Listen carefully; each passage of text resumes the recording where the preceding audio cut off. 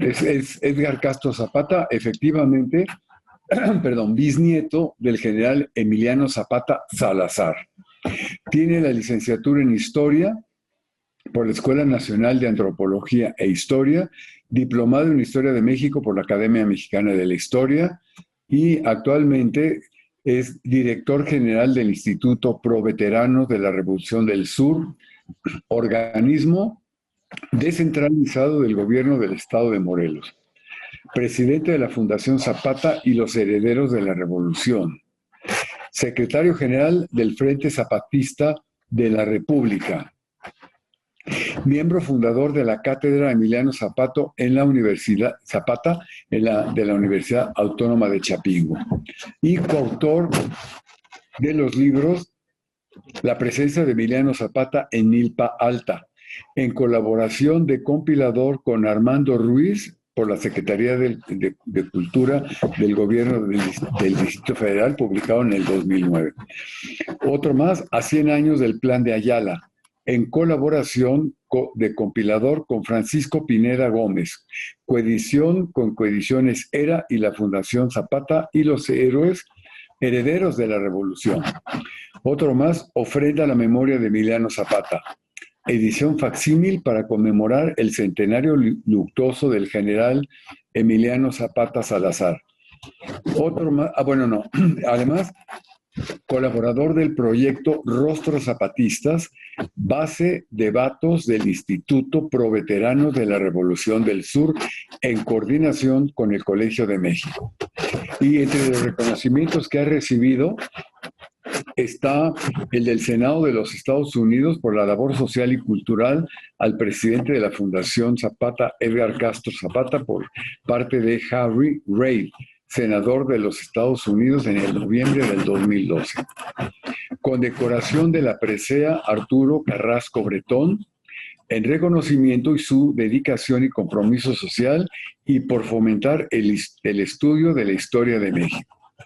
Otra más, condecoración de la presea Sentimientos del Pueblo, por continuar la labor social e histórica del general Emiliano Zapata Salazar, otorgado por la Asociación de Pueblos de Guerrero en diciembre del 2017.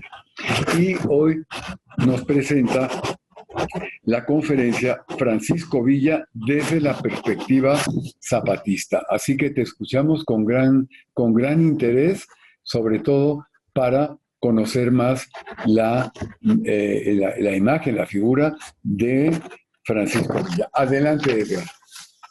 Sí, muchas gracias, doctor. Muy buenas tardes al auditorio que nos está acompañando esta tarde histórica, 20 de julio, del centenario del general Francisco Villa, el centenario luctuoso.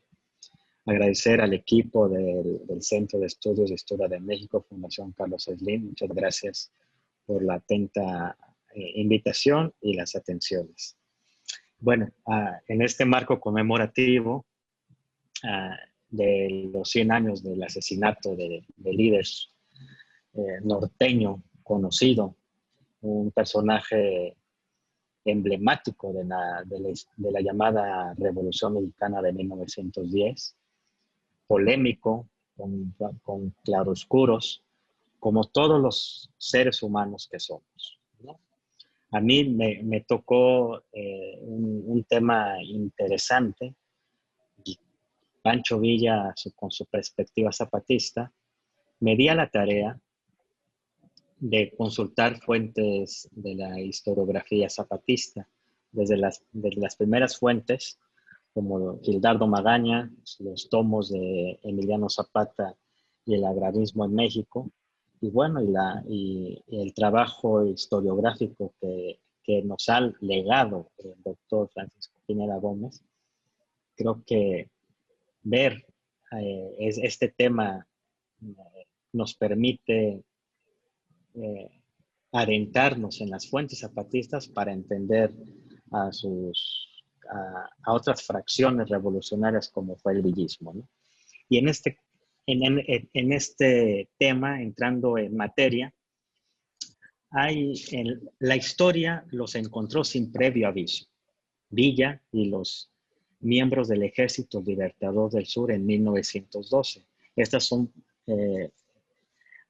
fuentes del que fue el sucesor de Zapata, Gildardo Magaña.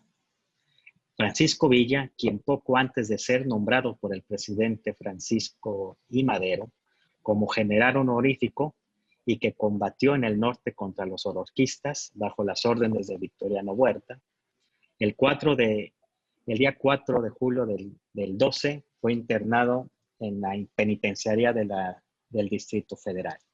Aquí el zapatista Gildardo Magaña, en el tomo 2, cita que en esa misma penitenciaría, Abraham Martínez, su hermano Rodolfo, el más pequeño, y el mismo Gildardo Magaña, al pasar por diligencias cerca de la capital, son hechos prisioneros y se le recogió el parque que traía. Comenta Gildardo, nuestro hermano Rodolfo no sufrió la detención, pues aunque estaba en el grupo, el jefe de policías le pareció inofensivo por su aspecto juvenil. Entonces, Martín, Mendoza y nosotros, cita Magaña, fuimos internados en la penitenciaría del Distrito Federal, en la celda B, quedando incomunicados. Interés de Villa por la actitud de Zapata. En estos meses que estuvieron encerrados, tanto Villa y los miembros del Ejército Libertador del Sur, fue a la celda donde estaban tanto Gildardo, Abraham Martínez y cuestionó mucho el interés, ¿no? Villa.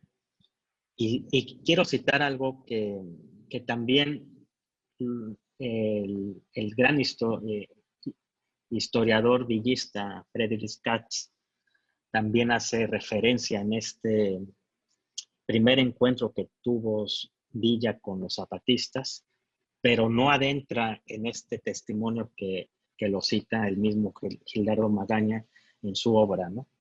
Quiero citar. Dice Villa, bueno, oiga, dijo súbitamente, y el compañerito Zapata, ¿por qué anda levantado en armas contra el señor Madero? Pues si era que buenos amigos, dígame la verdad. Se lo pregunta Villa a Magaña, y Magaña dice, le explicamos de manera sencilla la causa de que el general Zapata continuara en armas. En Morelos, le dijimos, fue secundado el movimiento maderista con la confianza de que el caudillo cumpliera lo ofrecido de devolver las tierras que se habían arrebatado a los pueblos. 21 familias propietarias de 38 haciendas tenían acaparadas casi la total de las tierras laborables, pues en ese corto número de acaudalados poseían el 62% de la superficie territorial del rico estado. Los montes comunales de la parte norte de Morelos, en su mayoría representan un 20% de un territorio y el 18% de lo restante, la parte urbanizada y la pequeña propiedad. Los ejidos de los pueblos fueron absorbidos por las haciendas, las que han tenido que ensancharse para poder abastecer de caña a las modernas maquinarias que se habían establecido. Los pueblos prácticamente han quedado prisioneros dentro de ella. La industria azucarera ha ofrecido ciertamente para los campesinos, han perdido sus tierras. En los pueblos del norte, de la parte norte del estado, la miseria proviene de que sus ricos montes son explotados inicuamente por unos cuantos favorecidos del gobierno, sin quedar otro recurso a los empobrecidos moradores locales para subsistir, que el de servir de peones por un miserable jornal a los mismos que están destruyendo las propiedades que heredaron de sus padres, de sus ancianos. Por eso, la rebelión en ese sector del Estado ha asumido caracteres especiales que el gobierno persiste en no reconocer. El deseo de recurrir es impulsar que el general Zapata siga en la lucha para devolver las tierras al pueblo. Es muy enriquecedor este relato que lo escribe Gildardo Magaña. Le da a entender al hermano de Zelda, a Pancho Villa, pues el motivo y los orígenes de la lucha suriana, ¿no? Y ahí Francisco Villa entiende cuál es la razón, por qué continúa después del triunfo de la revolución, porque ya había ascendido a presidente de la República Madero, pero los zapatistas en este contexto de 1912 ya había promulgado el Plan de Ayala, ya había manifestado lo que estaba en contra de Madero porque no les habían cumplido la promesa de la restitución de tierras. Por ello, desde el 1912, Villa simpatizó con Zapata. Años después, el general Villa confió sus memorias al doctor Ramón Puente, quien le dio forma al narrárselos el propio jefe de la División del Norte. El expresado señor Puente las publicó en Los Ángeles, California, en los Estados Unidos, en un libro titulado Vida de Francisco Villa, contada por sí mismo. Manifestamos a continuación algunos párrafos referentes a este contexto del primer encuentro que tuvo Villa con los zapatistas. Cito: las órdenes secundantes del presidente Madero fueron que bajo la estricta responsabilidad de Huerta se me retirara a la Ciudad de México para que allá se me juzgara. Pocas horas después se me ponía en un tren provenientemente escoltado para marchar rumbo a la capital, donde fui internado desde luego a la penitenciaría, primero en una celda y más tarde en el departamento que llaman de presos distinguidos.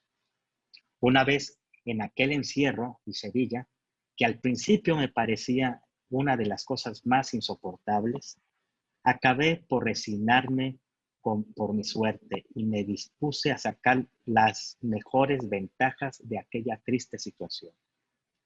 Por fin se me iba a presentar la oportunidad de aprender a leer, y con ese gusto ni de la libertad, que es la cosa más querida para el hombre, me volví a preocupar. Casi todas las horas del día me la pasé estudiando y haciendo ejercicio para pintar letras, que cuando pude juntar me recompensaron de todas mis fatigas.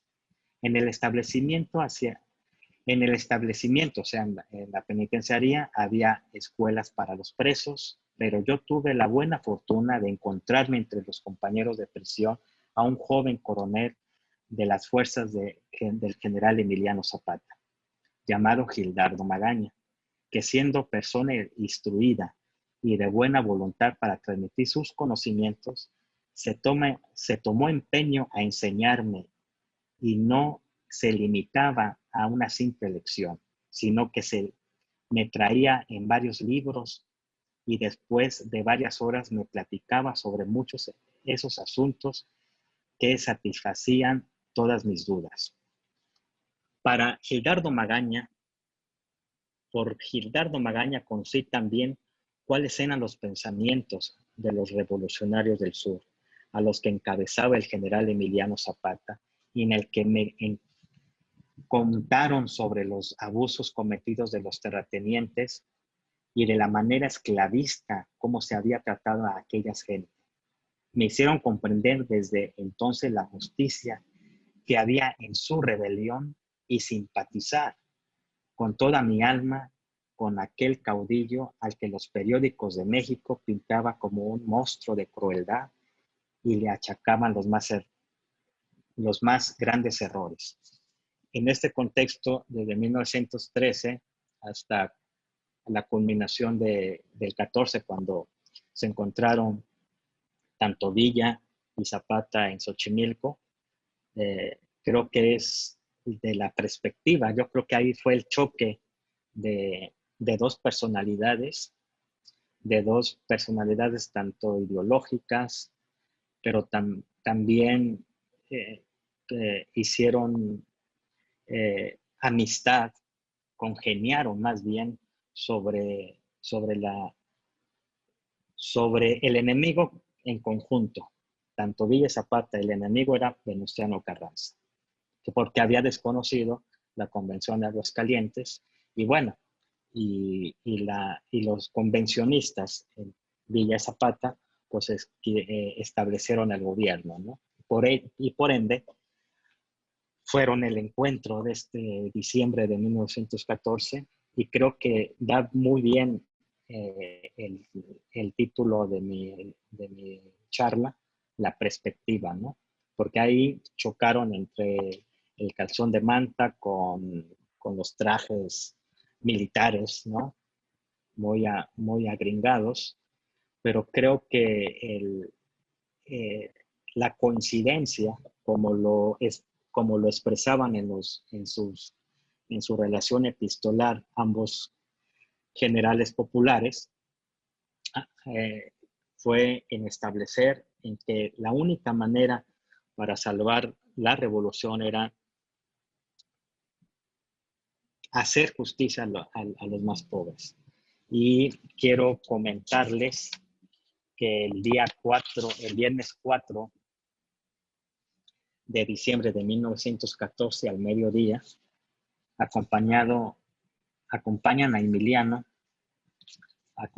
Emiliano Zapata, general en jefe del Ejército Libertador del Sur, su hijo Nicolás, de 8 años, su hermana María de Jesús Zapata, su hermano el general Eufemio Zapata y su primo el general Amador Salazar, personas muy emblemáticas de la Revolución Surana, al encuentro en Xochimilco, en la Ciudad de México. En Xochimilco, un agente del Departamento de Estado observa detalladamente tal encuentro entre Villa y Zapata. El general en jefe entre Zapata y Pancho Villa, el general en jefe de la Revolución del Norte. Poco después, León Cánova reportó a Washington lo siguiente: el general Villa, alto, robusto, aproximadamente de 80 kilos de peso, con una tez casi tan clara como un alemán, llevaba un casco más bien inglés, un pesado suéter café, el que vemos aquí en la fotografía, pantalón caqui, polainas y pesadas botas de montar. Zapata a su izquierda, con un inmenso sombrero protegiendo sus ojos de modo que no podían ser vistos, tez morena, cara delgada, un hombre mucho más pequeño de altura que Villa y cerca de 58 kilos de peso. Llevaba puesto una chaqueta negra, un largo pañuelo azul de seda al cuello, camisa color lavanda fuerte, y usaba alternamente un pañuelo blanco con orillas verdes y otro con todos los colores de las flores. También traía pantalón mexicano negro muy ajustado con botones de plata a los lados. Sentado en semicírculo, este es la toma de la Ciudad de México, pero la estoy relatando cuando se encontraron en Xochimilco. Sentados en semicírculo, como estábamos mirando los semblantes de cada uno, Villa y Zapata ya no pueden más que apreciar. Zapata estaba estudiando en todo tiempo a Villa, ¿no? Y manifestando de que él desde joven, desde los 18 años, estaba en la lucha de su pueblo en el Necuilco. Y bueno, hay una relación una fuente de la conversación que tuvieron en ese primer encuentro. Posteriormente, ya sabemos que el día de la toma de la Ciudad de México, de Palacio Nacional, que está, tengo aquí la fotografía, muy emblemática. Creo que, que para decir el zapatismo, Pancho Villa y su perspectiva zapatista, pues son personajes que concuerdan con la ideología de justicia social, pues son personajes emblemáticos del norte y del sur, ¿no? Vemos a Francisco Villa sentado en la silla, en la tan llamada silla presidencial, pero anécdotas dicen que la silla se la había llevado Carranza para Veracruz, ¿no? Bueno, aquí, atrás de donde está Villa, aparece un niño, descalzo de 8 años, es mi tío Nicolás. Aparece Leobardo Galván, el joven que está de sombrero, posteco. Lástima que no da mi puntero, pero bueno. Y al lado de Zapata está Otilio Montaño, y a un lado también de Otilio Montaño está uno de los personajes muy polémicos del villismo, Rodolfo Fierros.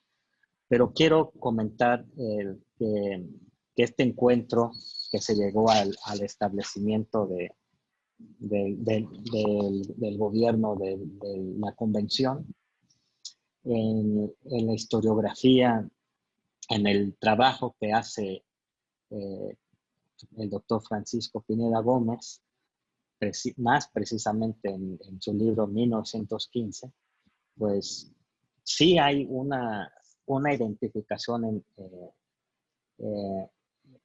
entre qué luchaba en el establecimiento de un gobierno,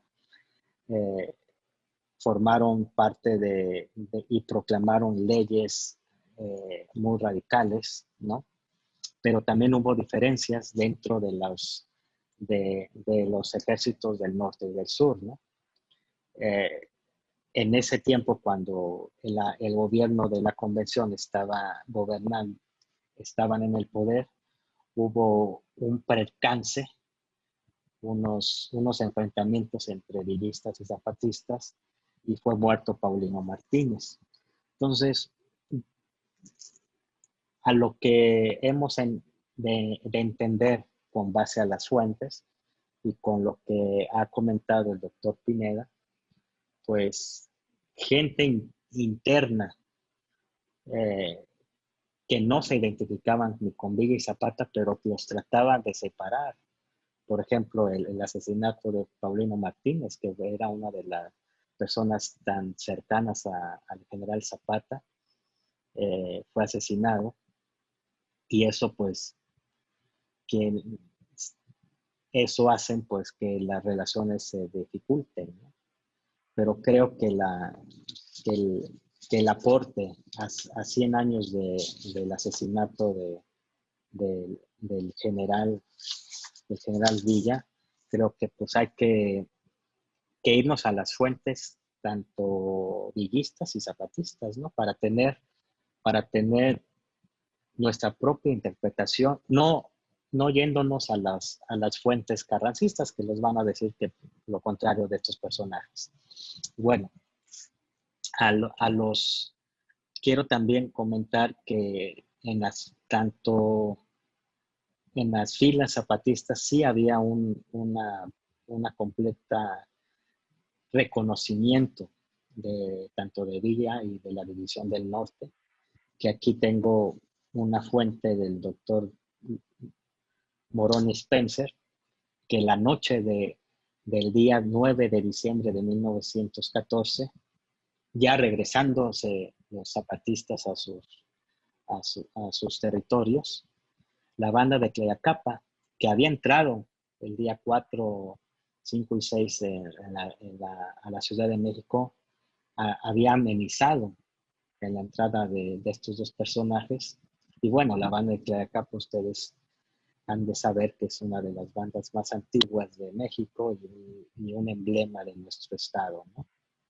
Entonces, ese día 9 de diciembre, la banda de Tlayacapa interpretó varias piezas musicales, en la estación del ferrocarril de Ozumba, Estado de México, como parte de la celebración de la entrada histórica de estos dos personajes emblemáticos, ¿no? de la historia, al cual también estaban integrantes de la familia Santa María, que son los fundadores de la banda de Tlayacapan.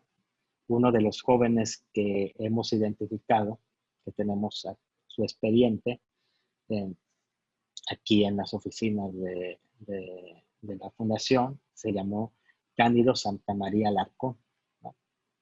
Y bueno, y ustedes se preguntarán de este encuentro, ¿qué hubo más, no? Y creo que lo que han documentado muy bien las investigaciones de historiadores zapatistas, la guerra siguió, ¿no? A 11 días del histórico encuentro entre el ejército del norte y el ejército del sur, que tomó la ciudad de Emiliano Zapata tomó la ciudad de Puebla, ¿no? Y el general en jefe del Ejército Libertador del Sur dio un breve informe de operaciones militares al gobierno de la convención. El embuste historiográfico prefirió borrar este acontecimiento. Cito al general Zapata: hoy al amanecer fue ocupada por las fuerzas de mi mando esta plaza. La toma de esta ciudad se llevó a cabo desde 4 días de constante lucha. Se hicieron al enemigo más de 2,000 prisioneros, los que al ser desarmados fueron puestos en libertad por haber manifestado haber sido engañados por Carranza. Además, se capturaron al enemigo muchas armas, 3 carros de parque en conjunto, aparte del que recogieron los soldados, y también varios jefes, más de 20 ametralladoras y algunos otros pretextos. Acudieron al ataque y toma de Puebla más de 20,000 hombres de mi fuerza de mi mando, habiendo combatido con mayor número de carrancistas. Ya me ocupo de organizar el gobierno provisional de este estado, dice Zapata, conforme al artículo 13 del Plan de Ayala. Cuartel general en Puebla de Los Ángeles, de Zaragoza, general en jefe del Ejército Libertador del Sur. Y bueno, en este marco conmemorativo, sí hay que valorar estos personajes que fueron, con el caso de Villa, seres humanos, ¿no? Hemos leído, yo he tratado de querer exponer este tipo esta perspectiva desde las fuentes zapatistas, y es inmensa, como lo que comenté de Gildardo Maraña, lo que comenté cuando fue el encuentro de los ejércitos del norte y sur. Hubo sus diferencias, desde luego, era un pueblo en armas, ¿no? Pero en este marco conmemorativo, pues hay que reflexionar qué hubo de bien y qué hubo de mal, ¿no? Y creo que esta fotografía que me encanta, que es la primera vez en 100 años que el pueblo se levanta y que el pueblo quiere tomar las riendas del país. Ambos generales tuvieron, sí, idénticos ideales. Villa reconoce al Plan de Ayala, ¿no? Pero desgraciadamente, como ejércitos del pueblo, pues fueron asesinados, como en el caso hoy de 20 de julio, que fue asesinado uno de los personajes tan emblemáticos de nuestra historia.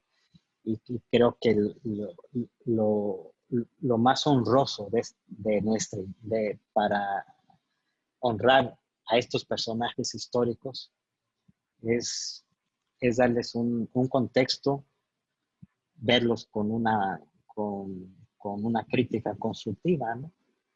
Pero creo que lo que realizó Villa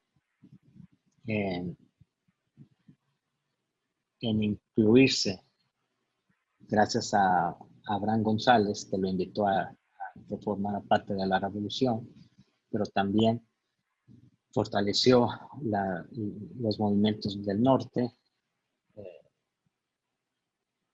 derrocaron al huertismo. Hubo diferencias con sus antiguos jefes, ¿no? Con Venustiano Carranza. Reconocen después la alianza de Villa, entonces con la alianza con Zapata, y creo que ese es uno de los aportes que hoy, hoy 20 de julio, pues puedo yo comentar, ¿no? No sé si algún comentario, una duda de lo que hemos comentado. Estoy abierto a contestar algunas dudas, algún paisaje, ¿no? un pasaje, ¿no? Alguien que quiera comentar en el chat, no sé si haya algo.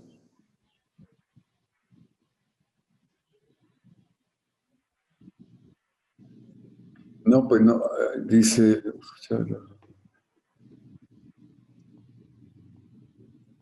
bueno, saludos desde Veracruz, también desde Chiapas. No, pues no hay una pregunta así exacta o alguna duda sobre lo que estás comentando, a reserva de si alguien lo quiere escribir o lo quiere preguntar directamente. Y si no, Sí, pues continuamos, ¿no? sí, claro. Y bueno, creo que al transcurrir del tiempo, desde el 14 al 19, que también fue asesinado el general Zapata el 10 de abril de 1919, pues en esa época, en esos años, pues estaba también en la guerra de guerrillas el general Francisco Villa, ¿no?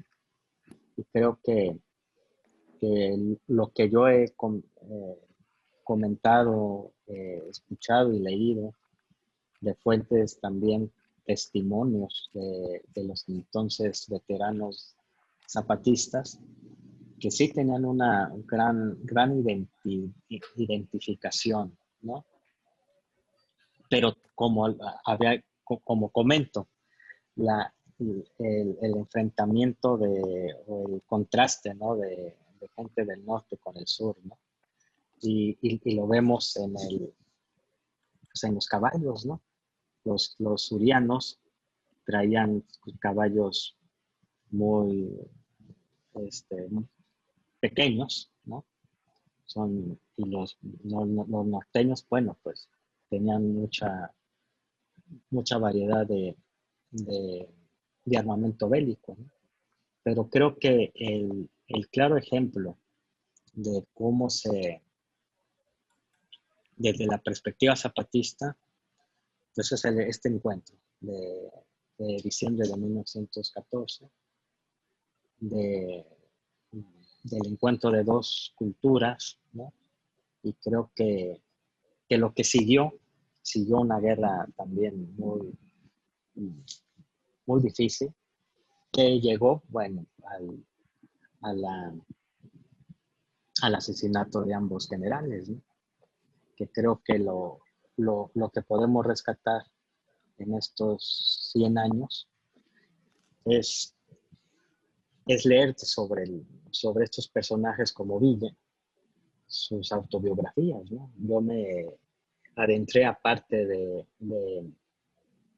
de consultar a Gildardo Magaña, pues consulté también a Frederick Schatz, ¿no? Que es uno de los autoridades en el tema de Francisco Villa, ¿no? Y la dirección del norte.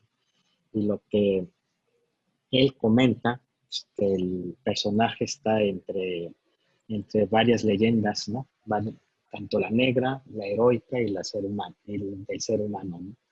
Y a mí, al adentrarme para esta charla, pues es un personaje muy, muy interesante, porque se fue forjando desde sus orígenes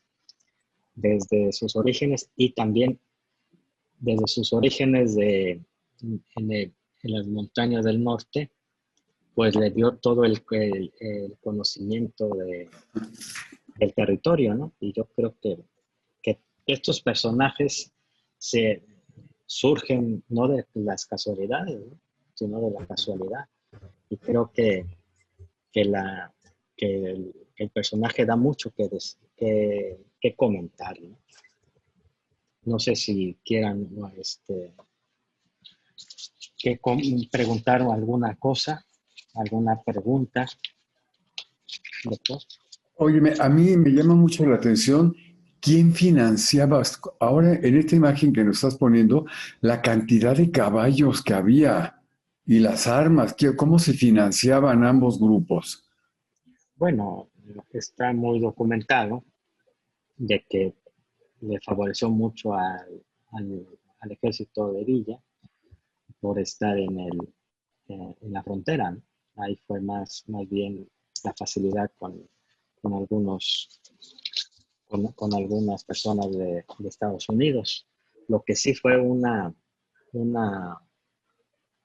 trabajo muy difícil en adquirir armamento fue en el ejército de Zapata, ¿no?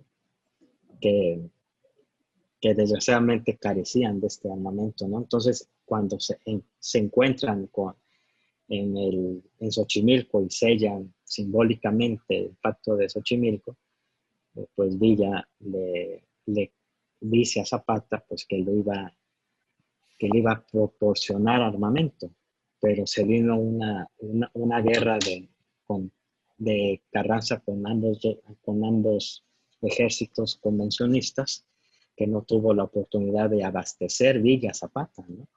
Entonces, creo que y las diferencias que hubo entre gente villista y zapatista, que, que la última carta, que este es un libro que quiero recomendar, la carta de Villa Zapata del historiador Armando Ruiz, que hay recopila muchas de esas cartas, algunas desconocidas, y sí deja ver eh, la identificación, la unidad revolucionaria, y estaban en coordinación porque ambos no querían a Carranza, ¿no? Entonces, creo que son dos personajes muy interesantes, hablando de Villa más preciso, que necesitamos difundirlo, ¿no, doctor? Yo creo que a Sí, 100 sí. años, que a 100 años de su muerte, sí ha tejido también mucha, mucha leyenda. En el tema del general Zapata sí está identificado quiénes fueron los asesinos, ¿no? Era principalmente Carranza, las manos ejecutoras fue Pablo González y Jesús Guajardo. Con Francisco Villa sí se identifican quiénes fueron los que lo ultimaron, pero algunos dicen, como lo habíamos escuchado con su nieta, la doctora Villa, ¿no? Que pues, Sí. algunos decían que era Calles y que había unas anécdotas como populares, ¿no? De que quién mató a Villa, no, pues Cállese, ¿no? Entonces, todavía no está muy bien localizado quién fue, ¿no? Pero sí se comentan que fue mandado por mismo del gobierno, ¿no? Porque estos personajes representativos popularmente no iban a llegar a viejos, ¿no? Porque eran un reflejo de que se quería que se realizara no una simulación de revolución o de justicia social, sino lo que le corresponde a la clase pobre, ¿no? Por ello, la revolución acabó con todos, ¿no? Entonces yo creo que eso es lo que hay que rescatar de estos 100 años de su asesinato, y qué después, qué vino, ¿no? O qué hay actualmente, ¿no? Que hay muchas definiciones de este personaje, pero hay que darle su valía, ¿no? Representó la poderosa división del norte, ¿no? Creo que fue parte fundamental para el derrocamiento del usurpador Huerta, ¿no? Entonces, creo que la historia nos ha enseñado, ¿no? De que si el pueblo se arma, el pueblo produce un Pancho Villa. Hay una pregunta de Francisco González.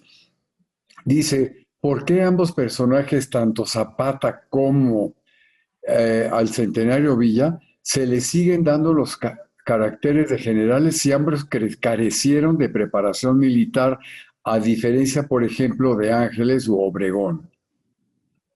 Bueno, ambos tuvieron nombramientos por parte de Madero, ¿no? Pero si vamos con la categoría de que salieron de un colegio militar, pues, obviamente que no, eran natos, ¿no? Y eso no los hace menos, ¿no? Sí, junto con Felipe Ángeles, pues es uno de los personajes también muy, muy interesantes de la revolución. Pero estos dos personajes, Villa y Zapata, hicieron más que unos militares, ¿no? Más bien representaron causas sociales. Y en el caso de Zapata, pues lo reflejó mucho con el Plan de Ayala, ¿no? Dice Isabel Los Bañanos, ¿cómo se llama el libro que mencionaste? Mencioné el de las cartas de Villa y Zapata de Armando Ruiz Aguilar. También mencioné a Gildardo Magaña, el libro Emiliano Zapata y el agrarismo en México. Y he mencionado el de Frederick Katz, Pancho Villa. Uh-huh. No sé cuál te refieres. A ver, dice Hugo Martínez, no, primero Josefa Espejo, dice, ¿puedes comentar sobre la diferencia del concepto de justicia de Villa en relación a la justicia del general Zapata? Fueron diferentes. Bueno, cada quien fue autónomo en sus decisiones de justicia. También con Zapata se formaba consejos de guerra que entre los principales colaboradores del cuartel general y se llegaba a una sentencia, ¿no? Si era culpable o inocente, ¿no? En caso de Villa, pues ustedes saben, eran tiempos de revolución y como decía Luis Cabrera, la revolución es la revolución, ¿no? Entonces estaba a flor de piel pues la manera de llegar a una justicia inmediata, ¿no? Que luego pues carecían también de errores, ¿no? Pero creo que, lo que perseguían era una justicia hacia la gente que menos tiene, ¿no? Eso es lo que puedo yo decir, José Espejo. Sí. Por último, dice por ahí, déjame ver, Eugenia Serio, dice, ¿y qué vino después? Bueno, ¿qué vino después? Pues la implementación de un gobierno revolucionario. En el caso de Zapata, porque estoy más adentrado en el tema, fue pues la apropiación tanto de su imagen, de sus ideales, para la implementación de un gobierno revolucionario que bajo el título de precursores de la revolución iban a realizar lo que estas dos figuras, o en el caso de Zapata, iban a concluir, ¿no? Como en el reparto agrario en los años 30 con Lázaro Cárdenas, que se les otorgó la tierra a los campesinos. Y bueno, y lo que vino, ¿no? La manipulación de un régimen sobre la historia, sobre estos dos personajes que la historia oficial o la historiografía oficialista los han querido pues minimizar, que no eran capaces de triunfos, y lo digo por Zapata, de que lo minimizaron, que no tenían eh, eh, plan nacional, no tenían enfrentamientos con los ejércitos, pero lo que nos legó el doctor Francisco Pineda Gómez en sus 4 libros, que evidentemente hay fuentes y los zapatistas dieron también lo suyo en el arte de la guerra, pero la historiografía del antiguo régimen, pues creo que los minimizó. ¿Por qué? Porque representan a estos 2 personajes al pueblo, como anteriormente comenté en la fotografía, es esta foto de Palacio Nacional. Esta foto que a mí me encanta, que es la primera vez que vemos en la historia moderna de México que 2 hombres surgidos del pueblo toman el gobierno, enfrentan al gobierno. Yo creo que fue inédito, ¿no? Y en el caso, pues desgraciadamente ambos personajes, ambos líderes, pues fueron asesinados, ¿no? Asesinados y no vieron cumplir ambos pues los que estaban luchando, ¿no? Sí. Una última pregunta. Dice Freddy, el papel que jugó el general Everardo González para que se diera la reunión. Saludos a Edgar desde Juchitepec. Claro, conozco a esa la tierra fría de los volcanes, ¿no? Ahí con nuestro amigo Moroni. Creo que forma parte, gracias a los jefes regionales, pues estuvieron de encargo de la organización, de la parte zapatista, pues estaba Gerardo González, ¿no? También lo que nos ha comentado el doctor Moroni, de, de un colombiano, de Julio Cuadros, que también formaba parte también de, de la logística, ¿no? Y creo que pues son estos 2 personajes que representaron un cambio, ¿no? Y por ende, como lo había comentado este, este compañero de Berardo González, que sin estos personajes regionales, hombres o mujeres, pues gracias a su intervención no podían llegar a esta conclusión, a esta culminación de tomar el Palacio Nacional, de Villa sentarse en un símbolo de un gobierno, la silla presidencial, que ahí Martín Luis Guzmán sí nos deja ver que la concepción que tenía el hermano del general Zapata era de que sí, que era una silla de montar o era una silla, ¿no? Entonces, eso es algo muy curioso, ¿no? Entonces, creo que la perspectiva Pancho Villa y la perspectiva zapatista sí tuvieron identificación. La vemos en esta fotografía del 14, pero también hubo sus diferencias entre su gente, ¿no? Y bueno, las expresiones populares, la comenté anteriormente, pues estaba amenizando, ¿no? Las canciones típicas con la famosa banda de Tlayacapan, que tenía yo la idea de ponerles alguna música de la banda, pero se iba a hacer más tiempo. Pero no sé si conozcan la legendaria banda de Tlayacapan, que es muy famosa actualmente. Ya no los pondrás algún día de estos. Oye, muy de acuerdo con Hugo Martínez, dice, yo creo que el mismo caso de Morelos, que sin tener preparación militar formal, era un estratega nato, por lo cual se le dio el título de generalísimo. Pues sí, Ah, ¿verdad? claro, claro. Ciertamente. Bueno, Edgar, pues te queremos dar las gracias por esta interesante propuesta tuya de combinar o estar viendo las dos posturas de dos revolucionarios que han llegado hasta nuestros días, su imagen, tanto Villa como Zapata, ¿no?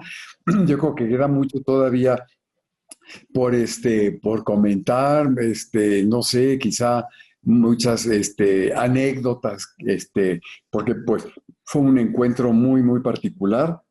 Y luego el distanciamiento también, ¿no? Eso también fue importante, ¿sí? No, claro, y también la influencia que tienen estos dos personajes, más Villa en el aspecto cinematográfico. Ahorita, hoy en día, por el centenario, pues se está estrenando una serie, ¿no?